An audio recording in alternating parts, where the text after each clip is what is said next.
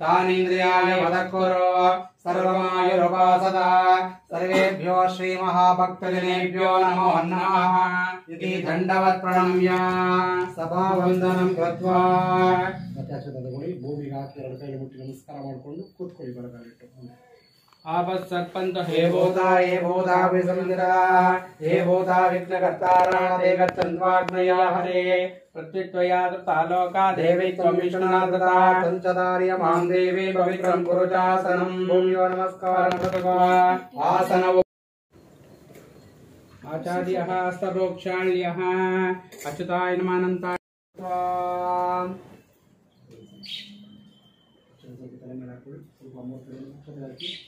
ಅದನ್ನು ಉಂಡುಗಟ್ಟು ಹಾಕಿ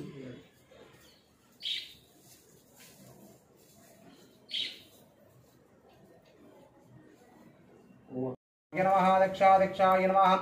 द्विजप्रियाय नमः अग्निगर्वचिते नमः इंद्रश्रीप्रदाय नमः वाणीबलप्रदाय नमः सर्वतनयाय नमः गणपतितं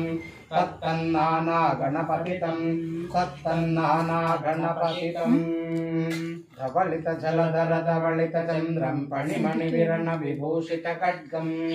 तनु तनु विषहर शूलकपालं हर हर शिव शिव गणपतिमभयं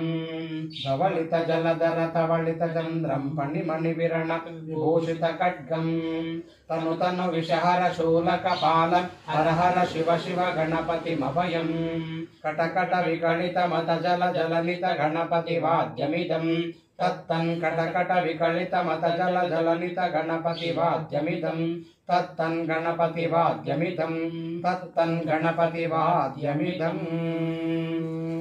श्री प्रसन्न महागणपति देवताभ्यो नमो नमः मनसा भीष्टप्रार्थनं समर्पयामि वक्रतुंड महाकाय कोटि सूर्य समप्रभा निर्विघ्नं कुरु मे देव सर्व कार्येषु सर्वदा श्रीमन् महागणपति देवताभ्यो नमो नमः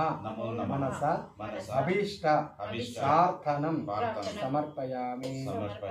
गणपतिಯನ್ನು ಪ್ರಾರ್ಥನೆ ಮಾಡಿಕೊಳ್ಳಿ ಮಾಡುವಂತ ಎಲ್ಲ ಕೆಲಸ ಕಾರ್ಯಗಳು ನಿರ್ವಿಘ್ನವಾಗಿ ನಡೆಯುವಂತೆ ಆಶೀರ್ವಾದ ಮಾಡು ಸ್ವಾಮಿ ಅಂತ ಹೇಳಿ ಅಕ್ಷತೆ ಅರ್ಪಣೆ ಮಾಡಿ ನಮಸ್ಕಾರ ಮಾಡ್ಕೊಳ್ಳಿ अवाहिता देवताभ्यो नमो नमः प्रार्थनं समर्पयामि नमस्कार ಮಾಡ್ಕೊಳ್ಳಿ ಇದು ನಮಸ್ಕಾರಮಿ ओम गणानां त्वा गणपतिं हवामहे कविं कवीनामुपश्रवस्तमं ज्येष्ठराजं ब्रह्मणस्पदः शृण्वन्नादिभिस्सेनसादनघस्वाहा महागणपति नमः ओम नमो रातपतये नमो गणपतये नमो प्रमदपतये नमस्ते अस्तु लंबोदराय एकदन्ताय विघ्नविनाशिने शिवसुताय श्रीवरवरदमूर्तये नमो नमः स्वाहा महागणपति नमः ओम गणानां त्वा गणपतिं हवामहे कविं कवीनामुपश्रवस्तमं ज्येष्ठराजं ब्रह्मणस्पदः शृण्वन्नादिभिस्सेनसादनघस्वाहा ಪತಿ ಮತ್ತೆ ಹಳಿಯರು ದ್ರವ್ಯಗಳಿಂದ ಬಂಧುಗಳಿಂದ ಪಟ್ಟಣಕ್ಕೆ ಆಗಮಿಸ್ತಾ ಇದ್ದಾರಮ್ಮ ಅವ್ರನ್ನ ಸ್ವಾಗತ ಮಾಡ್ಕೊಂಡು ಬಂದು ಬೇಗ ಎಂಬುದಾಗಿ ಕಾವಲುಗಾರ ಹೋಗಿ ಮನೆಗೆ ಒಂದು ಶುಭ ಸುದ್ದಿಯನ್ನು ಮುಗಿಸಿದ್ದಾನೆ. ಆಗ ಲೀಲಾವತಿಗೆ ಬಹಳ ಸಂತೋಷ ಉಂಟಾಗಿದೆ.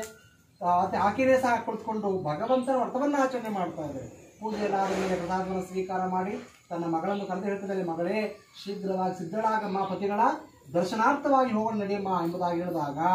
ಆಗ ಕಲಾವತಿ ಇರತಕ್ಕಂಥ ಮಗು ಭಗವಂತನ ಪೂಜೆಯನ್ನು ಮುಗಿಸಿ ವ್ರತವನ್ನು ಮುಗಿಸಿ ಪ್ರಸಾದವನ್ನು ಭಕ್ಷಣೆ ಮಾಡದೆ ಪ್ರಸಾದವನ್ನು ಸ್ವೀಕಾರ ಮಾಡದೆ ತನ್ನ ಗಂಡನನ್ನು ನೋಡಬೇಕು ಎಂಬತಕ್ಕಂಥ ಕಾತರದಿಂದ ಓಡಿ ಹೋಗ್ಬಿಟ್ಟಿದ್ದಾಳೆ ಸಮುದ್ರ ತೀರಕ್ಕೆ. ಅಲ್ಲಿ ಸ್ವಾಮಿಯ ಒಂದು ಮಾಯೆಯಿಂದ ಆಕೆ ತಂದಿರತಕ್ಕಂಥ ಅಡಗು